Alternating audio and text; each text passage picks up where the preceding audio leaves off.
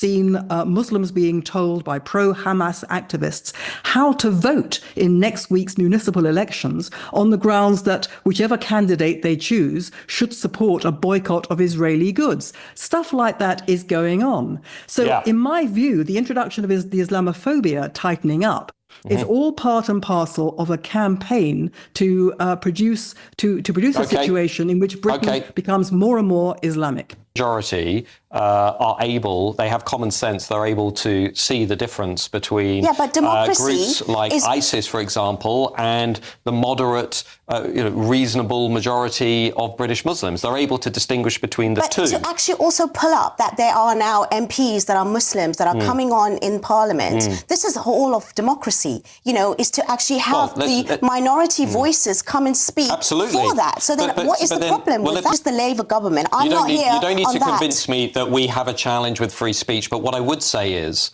What, you just want to make sure that you can say whatever you want about Muslims and it's not a problem, when actually it shouldn't be that way. There should be a line. There is anti-Muslim hate, and there should be a definition of it. There are very few, I'm going to be very real and direct, there are very few other groups in society who are trying to turn national politics into a debate about an issue thousands of miles away.